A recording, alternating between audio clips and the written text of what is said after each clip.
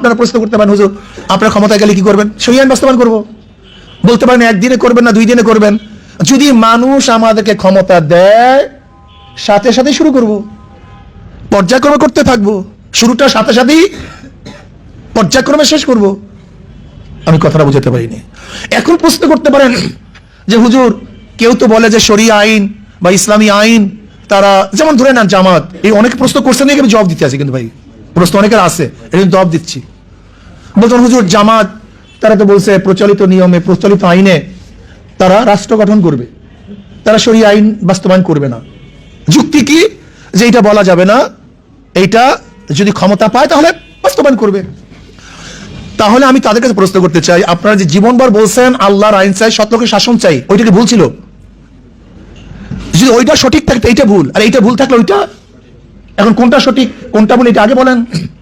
আমি কথাটা বুঝতে পারি নাই।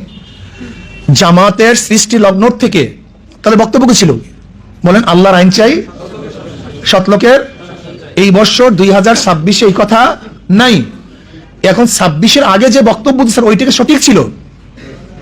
যদি ওইটা সঠিক হয় তো এইটা কি ভুল, আর এইটা যদি ভুল হয় তো ওইটা সঠিক।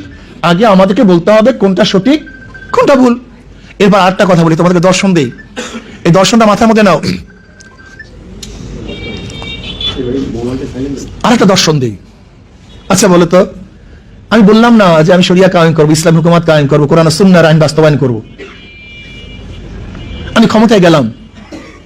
আচ্ছা ক্ষমতায় গিয়ে যে ইসলামী হুকুমত কায়েম করি, তাহলে আজকে যারা বামপন্থীরা আছে বা যারা ইসলামের দুশ্মন আছে তারা পরের দিন রাস্তায় নামবে না যে আমি তো আপনাকে ভোট দিয়েছিলাম শরিয়া কায়েম করার জন্য না, আপনার ইশতেহারের মধ্যে ইসলাম হুকুমত কায়েম করার কথা তো নাই, তবে ইসলাম কোথায় পেলেন? আমি তো ভোট দিয়েছি আপনার ইশতেহার দেখে। আপনার ইশতেহারের মধ্যে প্রচলিত আইনে দেশ চালাবেন এটা বলা, আপনি কোথা থেকে ইসলাম আনলেন? নামেন এখান থেকে মিয়া, ইসলামের জায়গা পান না, নামেন এখান থেকে। বুঝাতে পারি নাই?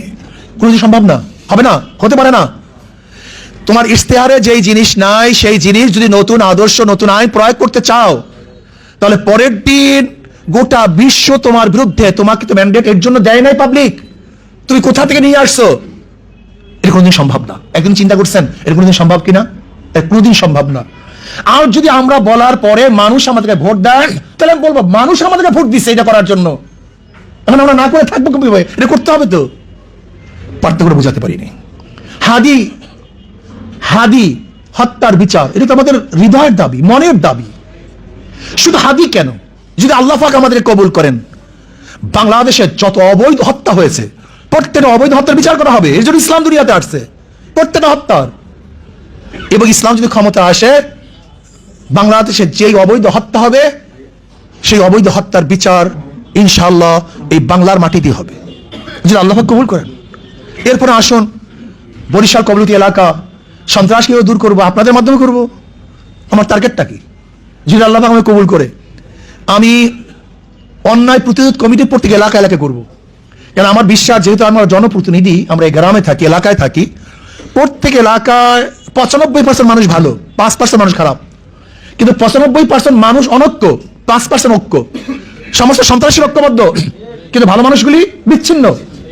আমি যদি মসজিদ ভিত্তিক তোমাদের মতো যুবকদেরকে নিয়ে অন্যায় প্রতিরোধ কমিটি গঠন করি, প্রত্যেক পাড়ায় পাড়ায় 500 জন নিয়ে, যাদের মধ্যে অন্যায় নাই, এরকম ছাত্র নাই, যুবক নাই, অনেক বেশি, অনেক বেশি।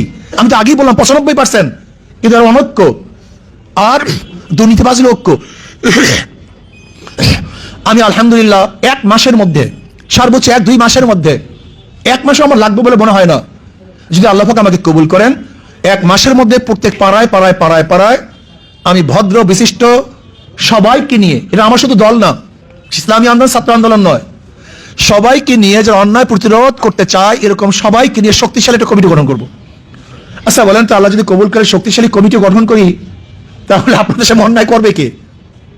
আমি তো দেখি না কোনো গুন্ডা থাকবে। চরবনে কোনো গুন্ডা নাই তো, গুন্ডার কবর রচিত হয়ে গেছে চরবনে নাই। তাহলে কেন? ওখানে চেয়ারম্যান গুন্ডা না, তা চেয়ারম্যানের যদি ছত্রছায়া না থাকে তা গুন্ডামি করবে কে? তা আমি যদি গুন্ডা না হই, আমার কনস্টিটিউশনের মধ্যে গুন্ডামি করবে কে?